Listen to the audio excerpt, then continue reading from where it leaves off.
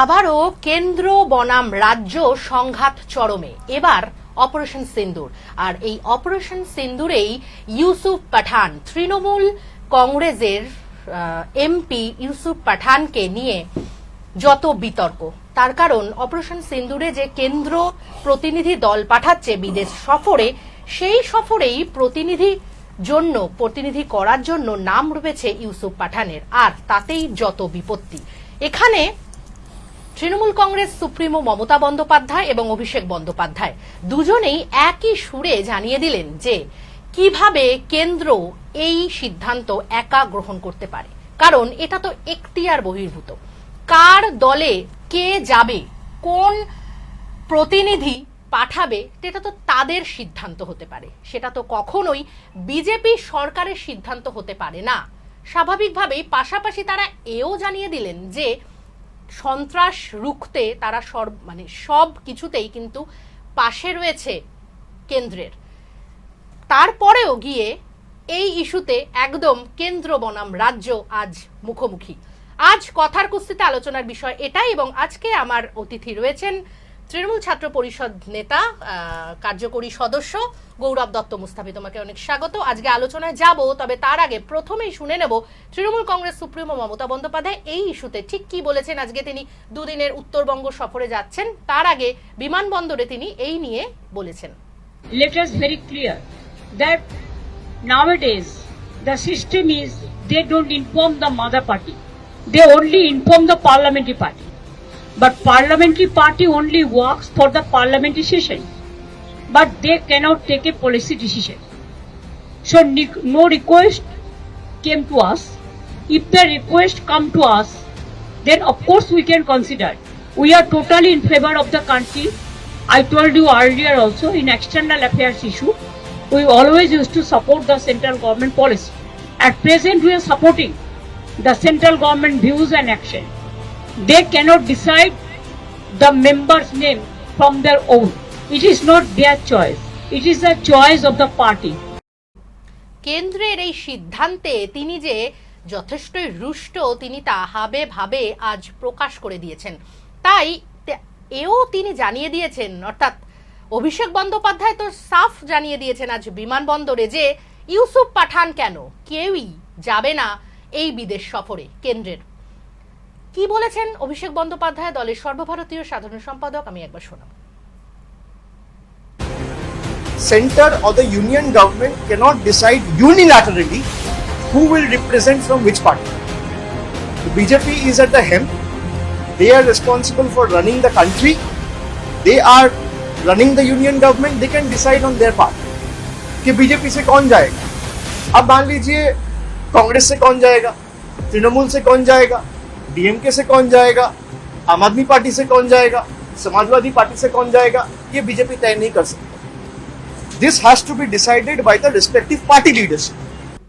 আমরা শুনলাম দলের দুই সর্বোচ্চ নেতৃত্বের বক্তব্য, এবং আমি আলোচনায় ফিরবো। আমি প্রথমেই গৌরবের কাছে জানতে চাইবো যে গৌরব, এটা কি কোথাও গিয়ে একটা ইগোর লড়াই হয়ে দাঁড়ালো? দেখো, প্রথমেই একটা কথা বলি, আজকে আন্তর্জাতিক ক্ষেত্রে ভারতবর্ষের প্রতিনিধি দল যাচ্ছে, সর্বদল বৈঠক হয়েছে, এবং আমাদের ভারতবর্ষ একটি গণতান্ত্রিক দেশ। আমরা জানি পৃথিবীর মধ্যে সর্বোচ্চ বৃহত্তম একটি গণতান্ত্রিক দেশ হলো ভারতবর্ষ। সেখানে 7টি আলাদা আলাদা করে প্রতিনিধি দলকে ভাগ করা হয়েছে। সেখানে কংগ্রেস সহ, উদ্ভবপন্থী শিবসেনা সহ, সমাজবাদী পার্টি সহ তৃণমূল কংগ্রেসের প্রতিনিধি দলকে চয়ন করছেন কে? বিদেশ সচিব এবং মাননীয় প্রধানমন্ত্রী।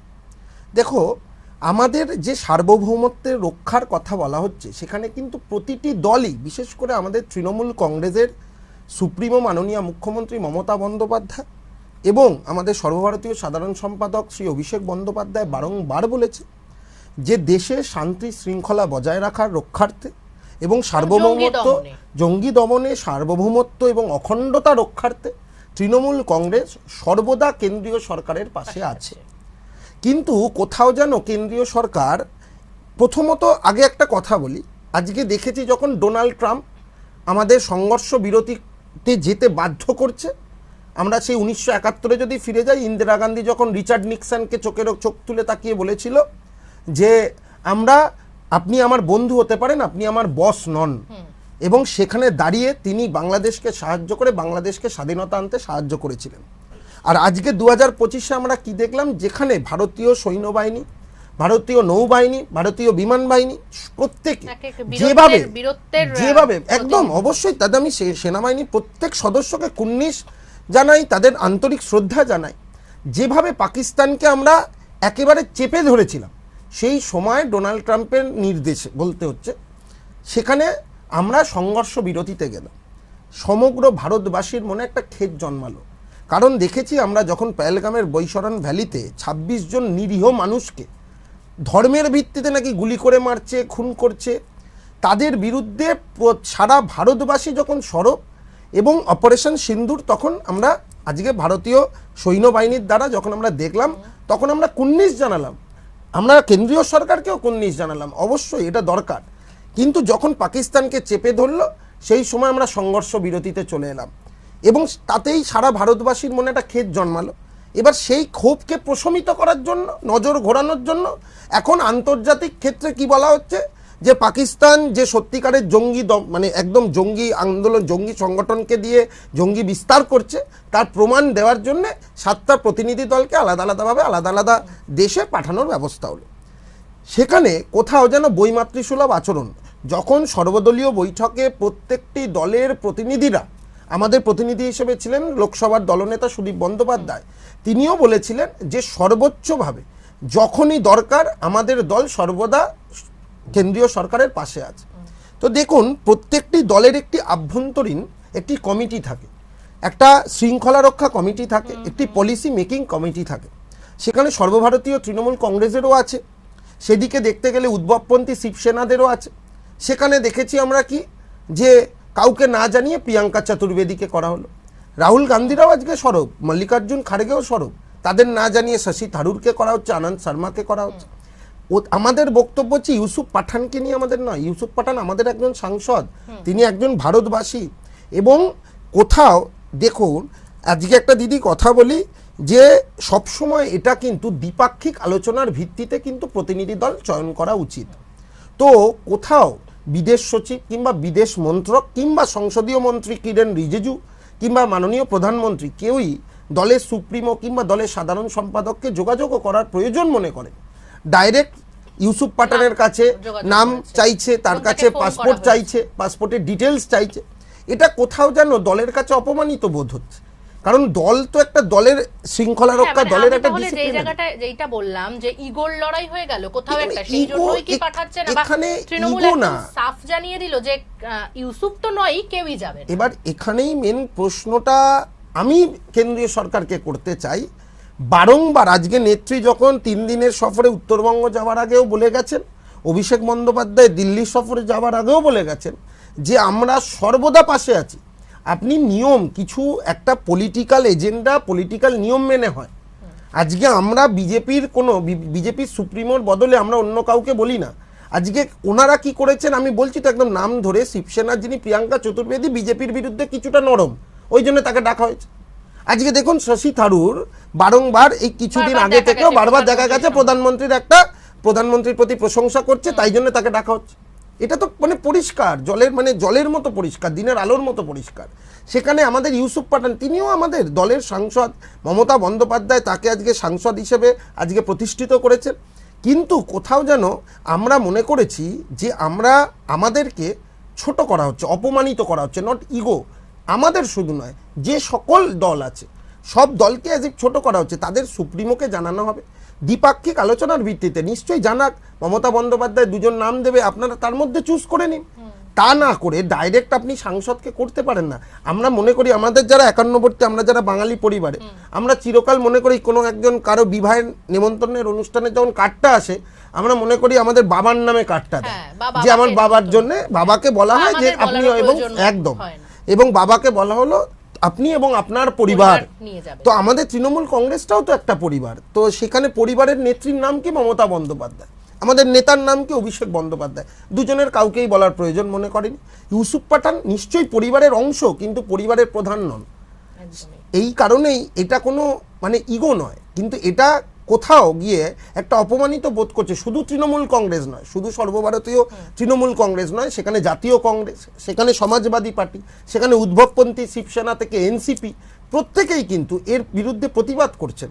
আনন্দ শর্মাকে করুন কিংবা শশী থারুর, সেটা আপনারা ঠিক করতে পারেন না, কেন কংগ্রেসের তো নিজের আভ্যন্তরীণ একটা নিজের পলিসি আছে, কিংবা আমাদের সর্বভারতীয় তৃণমূল কংগ্রেসেরও একটা পলিসি আছে। তো আমরা সেই পলিসির ভিত্তিতে নির্বাচন করে আমরা প্রতিনিধি পাঠাতাম। এর আগেও তো ডেলিগেশন মিটস হয়েছে প্রচুরবার, যখন কার্গিল যুদ্ধের সময় অটল বিহারী বাজপেয়ী পাঠিয়েছিলেন, সেখানে আমাদের দেখেছি নরসিমা রায়ের সময় গেছেন। তো এখানে আমরা দেখেছি কিন্তু খুব আমরা একটা স্বচ্ছভাবে ট্রান্সপারেন্সি বজায় রেখে প্রত্যেকটি দলের সুপ্রিমোকে বলা হয়েছে। যেরকম বলা হলো সর্বদলীয় বৈঠক কাকে বলা হলো, মমতা বন্দ্যোপাধ্যায়কে। মমতা বন্দ্যোপাধ্যায় প্রতিনিধি কাকে পাঠালেন, সুদীপ বন্দ্যোপাধ্যায়কে। তখন আপনি সুপ্রিমোকে জানাচ্ছেন, কিন্তু যখন প্রতিনিধি দল হিসেবে নির্বাচন করছেন কোনো প্রতিনিধিকে, তখন আপনি যিনি পরিবারের প্রধান তাকে করছেন না, এটা তো কোথাও অবহেলা। এখানে কি কোথাও এরকম ব্যাপার রয়েছে কি যে ইউসুফ পাঠান একজন সংখ্যালঘু এমপি, হ্যাঁ, সেক্ষেত্রে এই যে বিরোধী সন্ত্রাসবাদ বিরোধী ইয়েতে মানে গেলে তাহলে বেশি মাত্রায় সেটা প্রচার পাবে, বা সেখানে গেলে অনেকটা এরকম কি কোনো ব্যাপার রয়েছে এটার মধ্যে? দেখো দিদি, তোমায় আমি একটা কথা বলি, তুমিও একজন সংখ্যালঘু একদমই না বিলং করো। না, আমি একদমই হিন্দু, মানে একদম, মানে আমার উপাধিটা হয়তো কিন্তু আমি মনে করি আমরা সেকুলার কান্ট্রিতে বসবাস করি, যে একটা আমরা একদমই সেকুলার কান্ট্রি, ধর্মনিরপেক্ষ, একদম ধর্মনিরপেক্ষ একটি আমরা দেশে বসবাস করি। সেই ধর্মনিরপেক্ষ দেশে আমরা হিন্দু মুসলিম, দেখো বারবারই বলি আমরা সবসময় জঙ্গিদের কোনো ধর্ম হয় না, জঙ্গিরা জঙ্গি হয়। তো এক্ষেত্রে দেখবে যে 7টা দলে ভাগ করা হয়েছে, সেই 7টা দলের মধ্যে প্রচুর কূটনৈতিক গেছে, কূটনীতিবিদ যারা, সেখানে প্রচুর মানে সংখ্যালঘু মুখ আছে। তো সংখ্যালঘু মুখের জন্যে আমরা কেউ রেগে যাবে বা এরম নয়। আমাদের বাংলায় দেখো মানে যেটা হয়েছিল যে সোফিয়া কুরেশির ক্ষেত্রে একজন বিজেপি মন্ত্রীও বলেছিলেন যে ঘরের যেভাবে মানে একদম বাজে কথা একটা বলা হয়েছিল, মানে সেখান থেকেই কি প্রধানমন্ত্রী এই সিদ্ধান্তটা নিলেন যে ইউসুফ পাঠানকে পাঠালেন? সেখানে তৃণমূলের শুধুমাত্র প্রচুর, এই যে কংগ্রেসের প্রচুর সংখ্যালঘু মুখ আছে, আর আমরাই সংখ্যালঘু মুখ পাঠাতাম না। আমাদের তো প্রচুর সংখ্যালঘু মুখে আমাদের সাংসদ আছে, আমরা তো পাঠাতাম, আমরা হয়তো ইউসুফ পাঠানকেই পাঠাতাম। মোদি মানে কেন এটা বাঁচলেন, যে তাহলে কি এই এটা প্রথমত উনি বাঁচলেন মানে হচ্ছে কি, উনি কর্তৃত্ব দেখাতে চান। ডোনাল্ড ট্রাম্পের ওপর কর্তৃত্ব উনি দেখাতে পারেন না। যখন ডোনাল্ড ট্রাম্প বলছে সংঘর্ষ বিরতিতে যান, কেন তিনি ভয় পেলেন?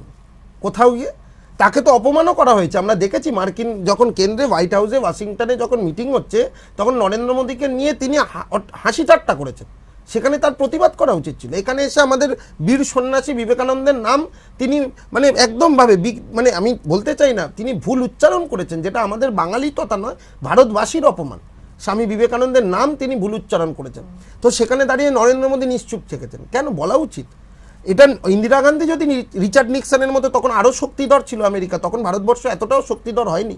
তখন যদি তিনি বলতে পারেন যে তোমরা আমাদের বন্ধু, নট আমাদের বস ভেবো না, এই কথাটা যিনি বলতে পারেন তার নাম ইন্দিরা গান্ধী ছিল। এই জন্য ইন্দিরা গান্ধীকে কিন্তু আজ জাতি দল ধর্ম বর্ণ নির্বিশেষে বলা হয় অন্যতম দেশের শ্রেষ্ঠ প্রধানমন্ত্রী।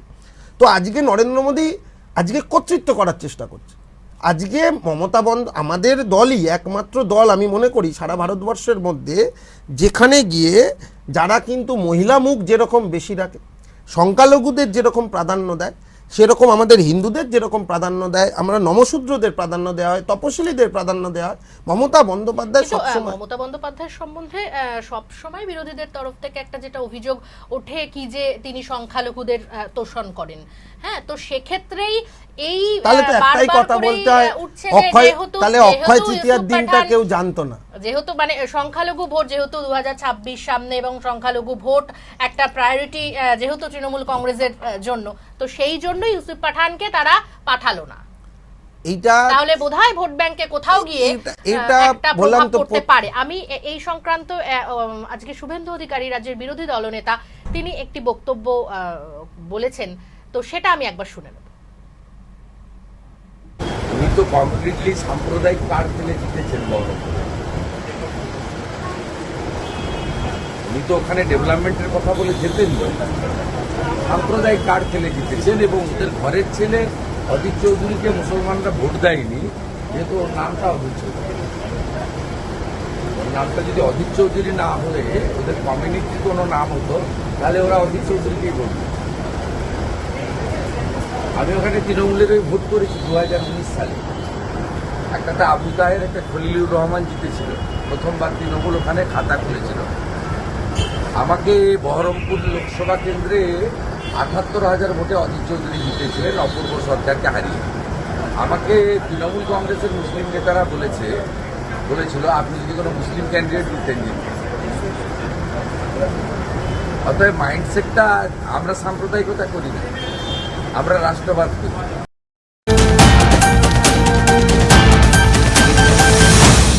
এই অনুষ্ঠানটি নিবেদন করলেন Arin media and entertainment private limited, mydigitech.in, indiabricks.in, advodunia.com।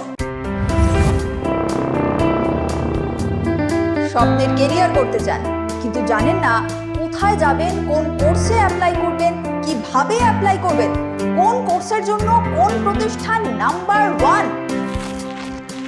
সব মুশকিল আসান এখানে। কোথায় কি কোর্স হারির খবর দেব আমি, সবার আগে আপনার জন্য। তাই কেরিয়ার নিয়ে আর চিন্তা নয়, আমার সঙ্গে দেখুন বৈঠক প্রতি রবিবার রাত 9টায়। ডিজিটাল অ্যারেস্ট, সাইবার ক্রাইম, সবের মাঝে রং বদলে যাচ্ছে আসল অপরাধেরই। আমি ভয় পাই না, জানাবো আইনের আসল মারপ্যাচ। আমার সাথে দেখুন হ্যান্ডসাম প্রতি শুক্রবার রাত 9টায়।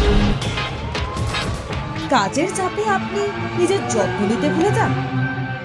চিন্তা করবেন না, আমরা আসছি খুব সহজ কিছু হেলথ টিপস নিয়ে। সুস্থ থাকতে গেলে কি করবেন, কি করবেন না, কি খাবেন, কি খাবেন না, আমরা জানাবো আপনাকে সেই সব যা আপনি কখনোই জানতেন না। দেখুন সুস্থ থাকুন প্রতিদিন শুধুমাত্র স্কাই নিউজ বাংলায়। নীতি না দুর্নীতি, জনদরদি না জনবিরোধী, প্রতিশ্রুতির ফুলঝুরি না মিথ্যার ঝুড়ি, দেখুন কথার কুস্তি।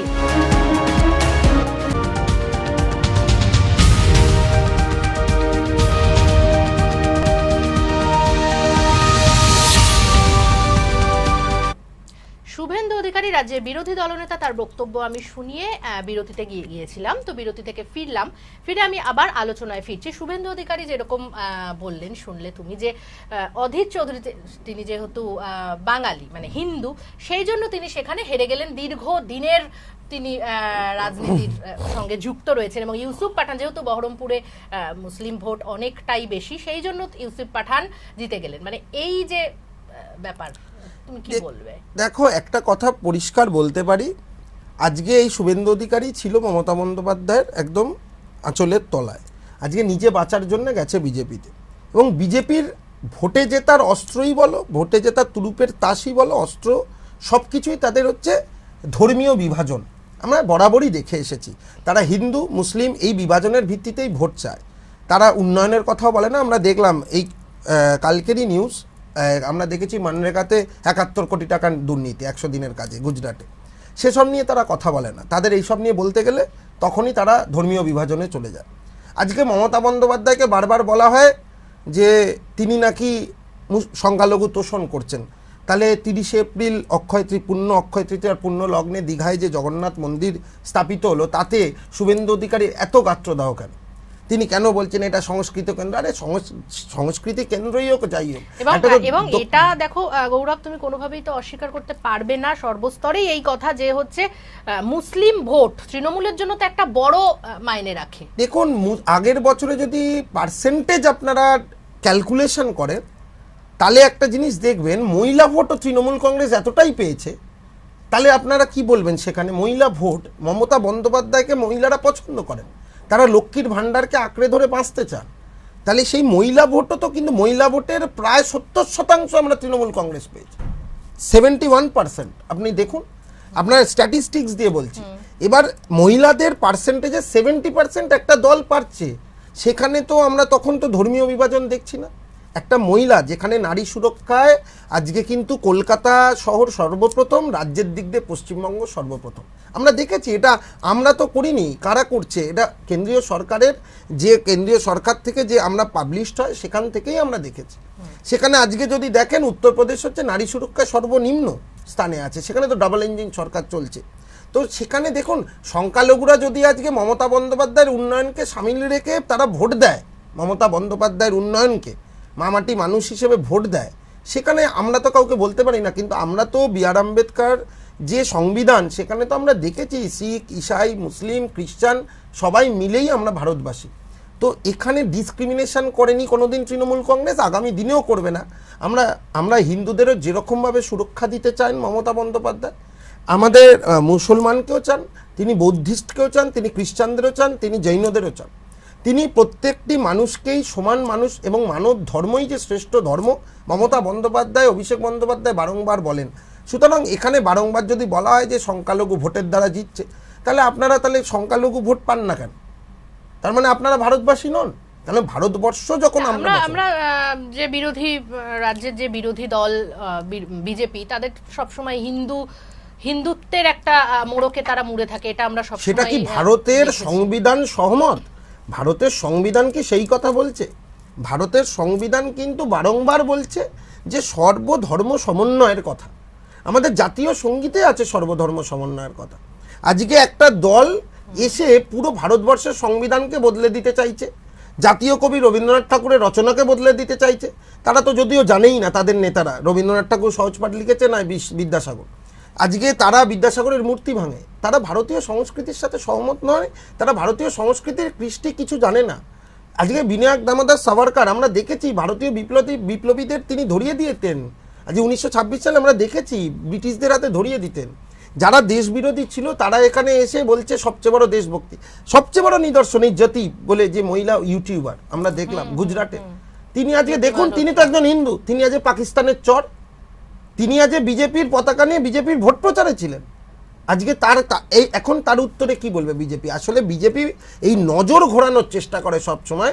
আসলে কি ওদের কাছে তৃণমূলের বিরুদ্ধে বলার মতো কিছু নেই, কারণ তৃণমূল কংগ্রেস সবসময় উন্নয়নে থাকে, মামাটি মানুষের পাশে থাকে, মানুষের জনগণের সাথে থাকে এবং সকলের, মানে ছাত্র বলুন, শিক্ষক বলুন, সকলের পাশে থাকার চেষ্টা করে। এবং সেই দিক থেকে নজর ঘোরাতে গেলে এই যে জ্যোতি বলে, আমি তার উপাধিটি ঠিক মনে পড়ছে না, যিনি ইউটিউবার, বিখ্যাত ইউটিউবার জ্যোতি মালহোত্রা, তো তিনি বিখ্যাত ইউটিউবার, আমরা দেখেছি তার প্রায় প্রচুর, হ্যাঁ একদম ট্রাভেল ব্লগ করেন, লক্ষ লক্ষ কুম্ভমেলায় গিয়ে তার দেখেছি, বিজেপির মানে বিজেপির ওই প্রচার করার ব্লগ দেখেছি। তো সেখানে দাঁড়িয়ে তিনি আজকে ধরা পড়লেন কিনা তিনি আইএসআইকে নাকি, মানে আইএসআইকে বিভিন্ন তথ্য দিতেন। আজকে তাহলে কিভাবে বলা হয়? তাহলে হিন্দু, আজকে বলছি তো, যে কোনো এই যে জঙ্গি বলো, যারা সন্ত্রাসবাদী বলো, তাদের কোনো ধর্ম হয় না। ধর্ম তাদের একটাই পরিচয়, তারা সন্ত্রাসবাদী, তারা জঙ্গি। জঙ্গিদের, সন্ত্রাসবাদীদের কোনো ধর্ম হতে পারে না। আর যারা ভারতবর্ষকে ভালোবাসে, আমার মনে হয় তারা মানব ধর্মকে ভালোবাসে। মানে তাহলে ইউসুফ পাঠান বিতর্কে যে এতটা, মানে উনি হচ্ছে মুসলিম কান্ট্রি থেকে যেহেতু বিলং করেন, সেই জন্য যে পাঠানোর একটা, মানে সেটা তুমি মানে সেটাকে কি সাপোর্ট করছো যে প্রধানমন্ত্রী এই কারণেই পাঠাতে চাইছিল? দেখো, পাঠাতেই পারে। আমি কি বলছি, আমাদের সুপ্রিমো কিংবা আমাদের সর্বভারতীয় সাধারণ সম্পাদক অভিষেক বন্দ্যোপাধ্যায় নিজেই উনি হয়তো পাঠাতেন, নাম প্রস্তাব করতেন ইউসুফ পাঠানে, কিন্তু কোথাও যেন এটা কর্তৃত্ব করা হলো, চাপিয়ে দেওয়া হলো যে না, ওকে আমি পাঠাবো। এটা তো হতে পারে না। একজন পরিবারের প্রধানকে সবসময় জানানো উচিত।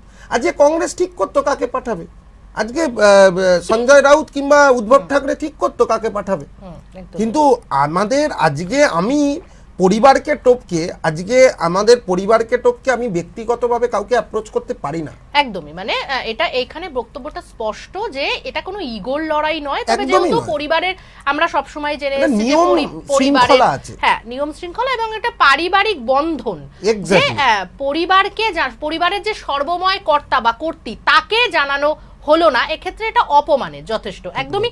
আজকে কথার কুস্তি এ পর্যন্তই। পরবর্তীতে অবশ্যই নজর রাখুন স্কাই নিউজ বাংলা ডিজিটালে।